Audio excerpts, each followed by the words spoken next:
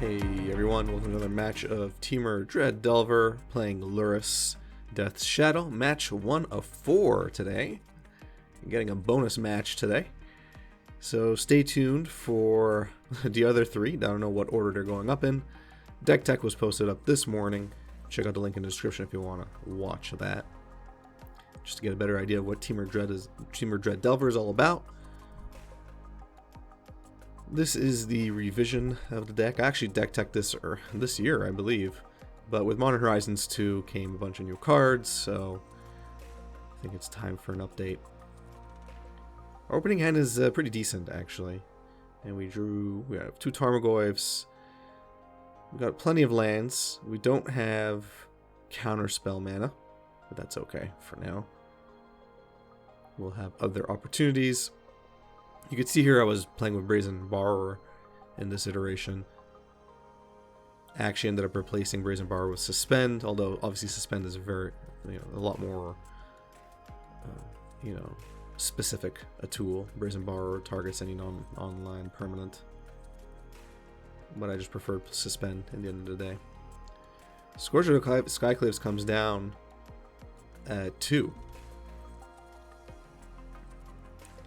The only problem is, now that we were going to pay our life, yeah, you see, I just realized. Now that we're paying our 2 life, we're down to 16, all of a sudden it's a 4-4. Almost certain our opponent calculated that math in there.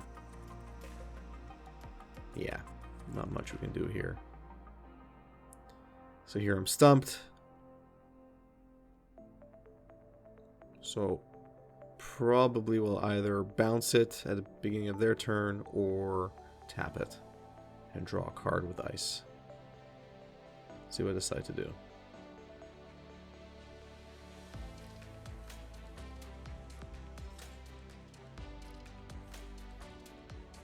Hex Drinker it is. That might change our calculus a bit here, because we'll actually want to cast Fire and deal with Hex Drinker.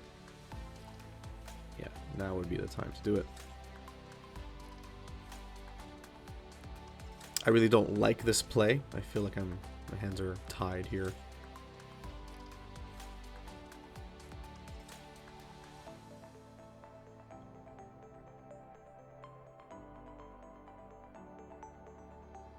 So what seemed like a good hand ended up being not so good.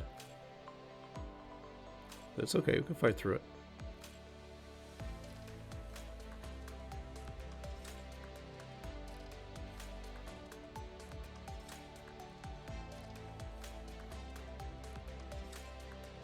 So of course they're going to attack in here, deal some damage. So things aren't looking good. I should also mention, I think it's fair to mention, that when I was playing with the Brazen Borrower build, I believe I was playing 16 lands as opposed to 17. And that's when I realized that 17 was simply not... 16 was not enough. So here we're going to go for land. We at least have counterspell mana. My guess is we'll use Brazen Borrower to bounce back the Skyclave, but it's going to be an uphill battle right now.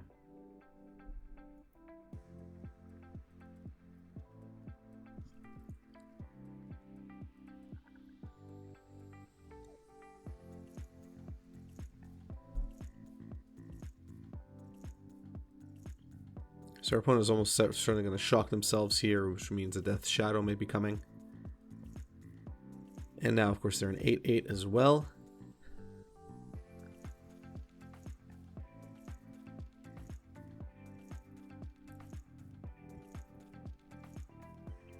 Realistically, it's game over at this point. Here I'm contemplating. So I let it resolve. Skyclave is the immediate problem.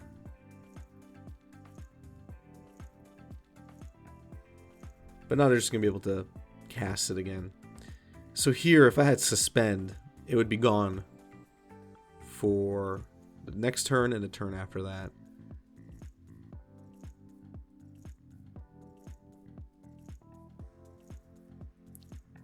Whereas here, they're just going to recast it.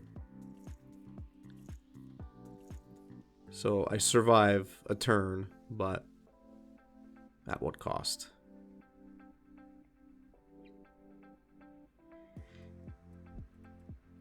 There it is. Not much can get me out of this. Another Brazen Borrower will not be enough.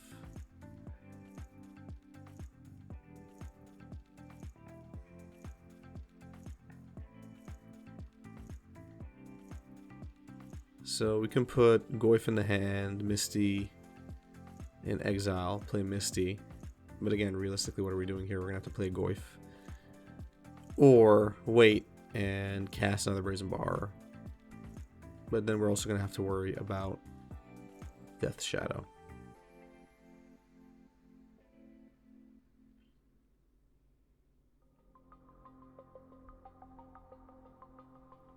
So they're going to be able to make their Death Shadow bigger here. Like a 4/4.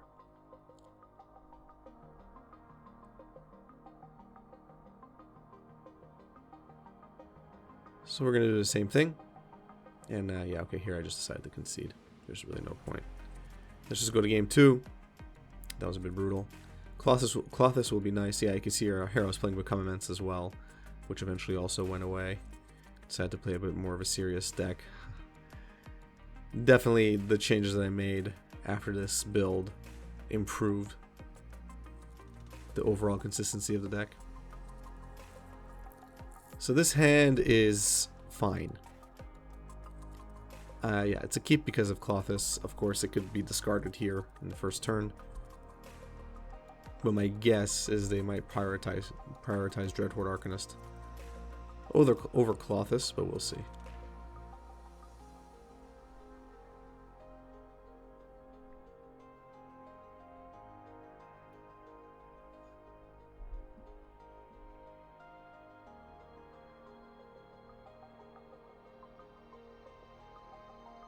There we go. There's always a turn 1 Inquisition.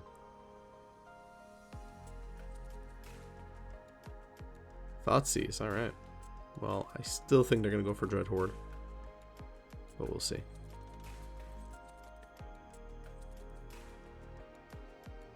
Yeah, that's what I thought. Yeah, Dreadhorde definitely is the bigger threat. And they could always rip apart Clothis in a subsequent discard spell, so...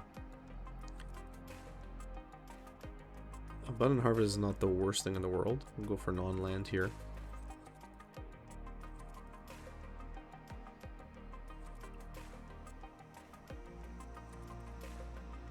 Counterspell is great, but will only be relevant next turn. And we might have to decide if we want to play Clothis early.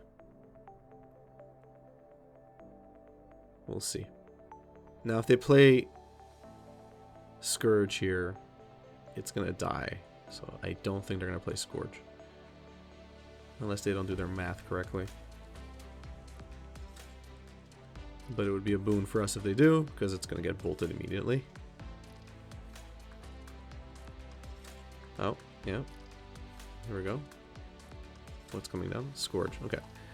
So definitely miscalculation by my opponent. Or, I mean, they knew what was in our hand, so they knew we had a bolt. Maybe they were just prepping, clearing the pathway for the Death Shadow, potentially.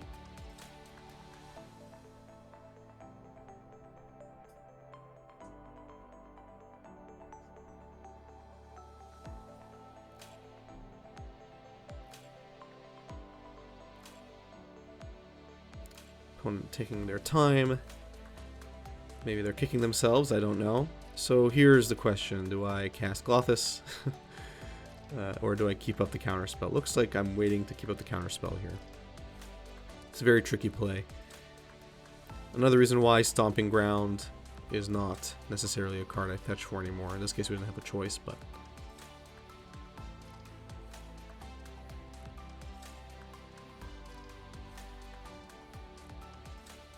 hopefully our holdout here will be worth it.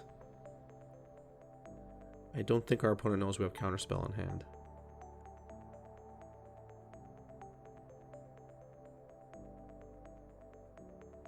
Hex Drinker is 1000% getting countered, especially since I have no other way to answer it at the moment. Of course, this also probably means that they're going to resolve a Death Shadow here. It's just inevitably going to happen. Yeah, that's what I thought. Still a 3/3, so a bolt, a bolt just in time. A bolt's definitely going to take care of it. We got to do that immediately. Can't wait. So twice our opponent cast their threats that were within bolt range, and this is where they paid a price for that. We were lucky on the second bolt draw, but I mean, we do run 4 in the deck.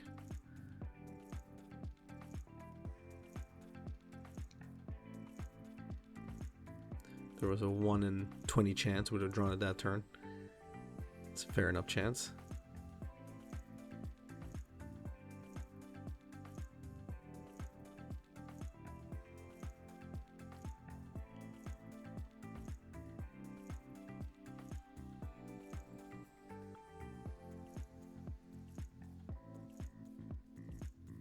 Going down to 9.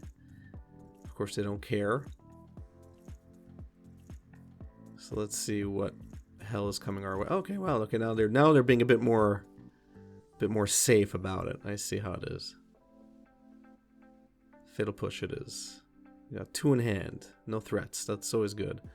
I feel like now's the time to play Colossus. Yeah.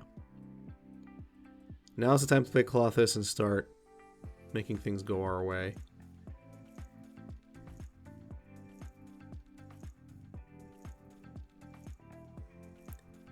Our opponent was definitely playing slowly in this match, even with the time sped up a bit here. That or MTGO was misbehaving. There we go. Okay, so now our opponent is on a clock. A very real clock. Colossus is indestructible, so they need to start figuring things out. Now, we are going to be making their potential Death Shadows bigger, but their Skyclaves are going to be... Their Scourges of the Skyclaves are going to be useless. So, this may be what cuts them off. Because next turn will be 19. There'll be 7.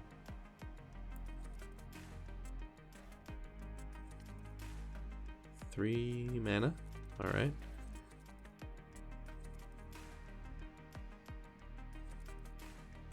Four mana. Okay, interesting. I'm not going to be able to take our Huntmaster there. But they are going to take our Temur Wife. I'm not sure what all the tapping was about. I think maybe they were trying something else. Okay, so we draw another land, which actually surprisingly is fine. We'll gain 2 life. We're also going to lose 2 life here so that we can cast Huntmaster to Fells. Remember what I said, and this is a long-going joke now. Although it's not really a joke, it's based on stats that I can prove to you through a dozen matches. But when Huntmaster comes onto the battlefield, the average time it takes for me to win is about 2 turns. So let's see. Let's see if I win within the next 2 turns. It's always the case. I don't know what to tell you. I have plenty of video footage to prove the point. So let's see. Of course, Huntmaster has to survive. If it dies, well, that's a different story. But let's see what happens here. If it's not removing Huntmaster, it's game over. Okay, well, Lurrus is a thing. But I don't think Lurrus will be enough. Because in theory here, we don't have to do anything. So they can bring back Death Shadow. Yeah, that's fine. They're going to go down to 2, and then we're going to do nothing, and then they're going to get killed. That's basically how it's going to work here. So that's a turn. There we go. We're going to gain another 2 life. Make their Death Shot on 11/11. And it's game over. Thank you very much.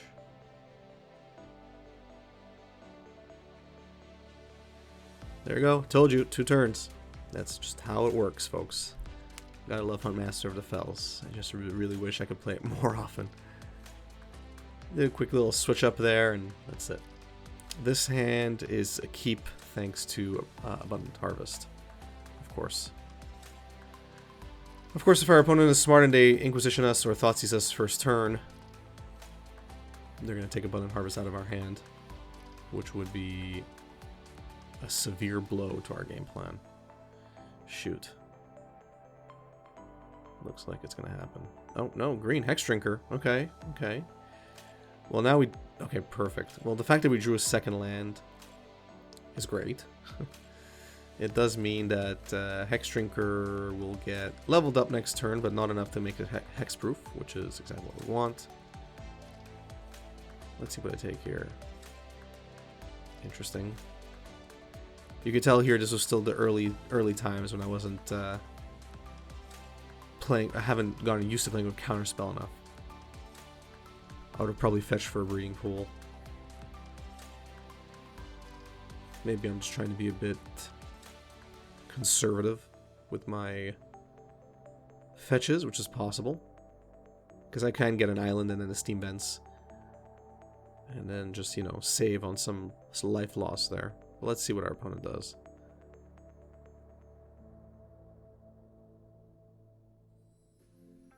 Goyf. Less concerned about Goyf. We have our own Goyfs. So they're going to shock us here. It is what it is. We draw another land. Oh, oops, almost. Can thank MTGO lag for that. So we're definitely not going to wait. We pretty much want to deal with Hex Drinker right now. Well, in theory, we could actually wait. They wouldn't have enough mana to level it up next turn. Okay, so I'm waiting. That's fair. Smart move here, and this is you know, since they can only level up sorcery speed, is that you let them waste some mana first in leveling up Hex Drinker, if they even are going to do that. That would be the ideal anyway. So this is going to resolve. We're still going to kill Hex Drinker here. We will subsequently make Goyf slightly bigger, but we really don't have a choice.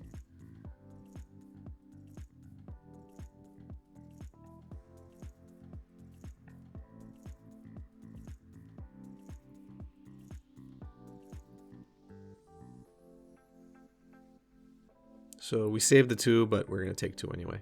The 2 extra, because Goyf is now 4. 4/5. We draw our own Goyf, which will be nice. But we're going to kind of have to stem the bleeding here a bit. So we're going to take a bit more damage, is my guess. Because I need to get rid of the 7/7 ASAP. So let's see. I don't think I'll play the Goyf. Yeah, I don't think I can. What I'm gonna... Oh, okay, I played a Goyf. Fine. Alright. Okay. What I could have also done there, which I missed, is I could have played Engineer Explosives on 2. And this would have solved my problem.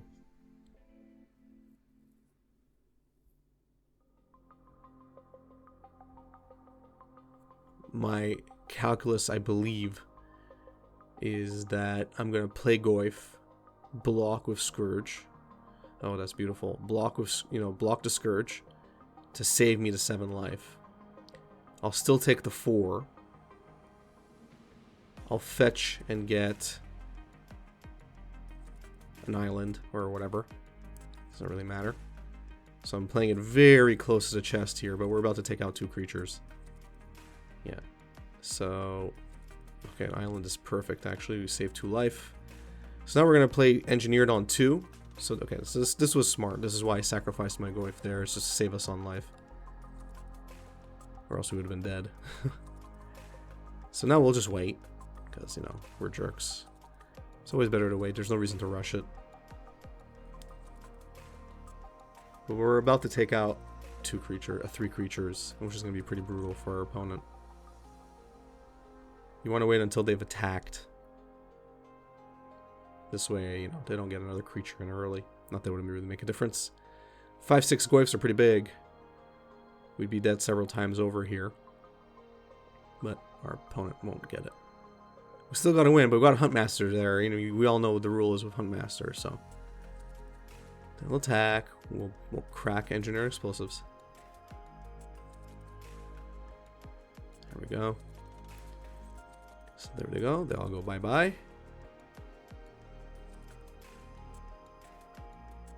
Our opponent will be close to rage quitting. I would be, for sure. Okay. So it's our turn. Our opponent's still stuck on 2 mana, which I'm sure is a pain in the butt for them.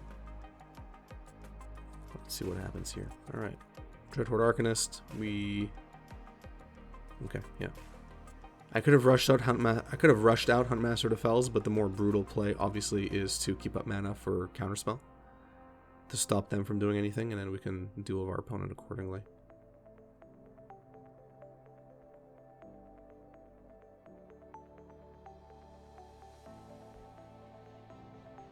Hexdrinker. Probably get a concession here. Oh, well, no, I think I know what I'm going to do. I could let it resolve and just bounce it with Brazen Borrower. Yeah, that's fine. Want to see if they have a bolt or something to save our Dreadhorde. So they're looking at the top card of our deck. And we will bounce Hex. They're still at 13 life. That's a healthy life total.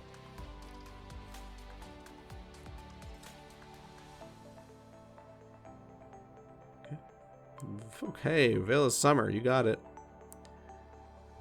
You got it. That's okay. We got Veiled. That's fair. So let's see what we draw here.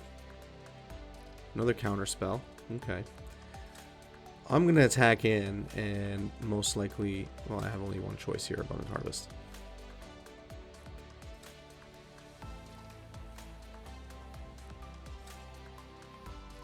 Cast it, non-land, obviously. Let's see what we... Spin the wheel here. Spinning the wheel. For third counter spell. Oh, man. I'm almost certain now's the time to play Huntmaster to Fells. Although I could counter 2 spells. So, yeah. That's fine. Actually, I don't have the mana to counter 2 spells. So, alright. So I'm going to gain some life here. And let's see what our opponent draws in. Will it be enough?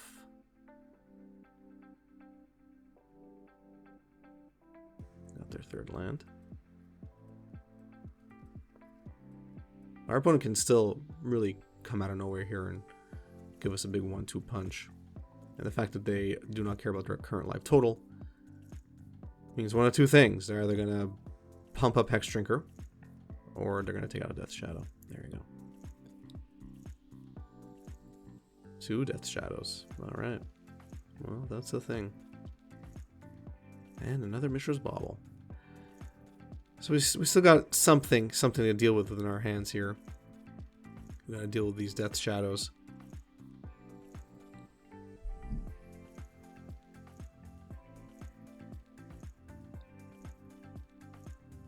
So let's see what we got. Fire and Ice. It's actually not bad. Not going to do anything though. Yeah, we're going to put a stop there just to kind of review what we want to do here.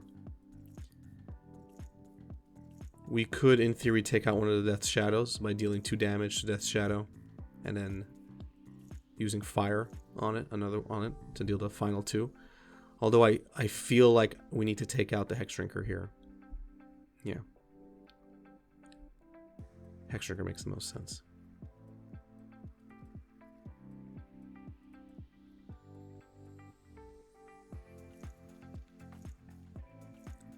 Alright, let's see if we got it. We got it. We got it. I told you.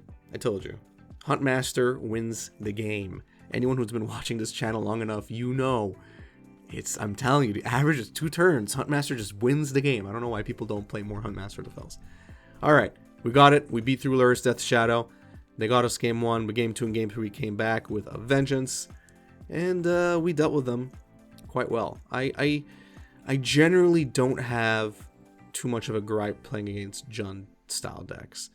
Yes, Jund has great removal and they can be brutal with their discard. So, I mean, I wouldn't say that I'm having a blast when I'm playing against a Jund deck, but generally speaking, I'm fine with it. I like playing against it. I feel like the power level is fair. It's not tilted too much one way or the other. And yeah, we made pretty good work of Lurrus Death's Shadow in this match. Let me know what you think in the comment section down below. If you enjoyed the video, please give it a thumbs up. Enjoy my content in general, please subscribe, notification bell. Follow me on Twitter, Facebook, share my content on social media. Watch my content start to finish like you are doing right now. Would really appreciate it. It really goes a long way. Check out my Patreon, link in the description of this video. Like I mentioned at the beginning of the video, Patreon is really more there to make you money and to thank you for even becoming a patron than it is for making me money. Check it out. All information is there. Thanks, and have a good one.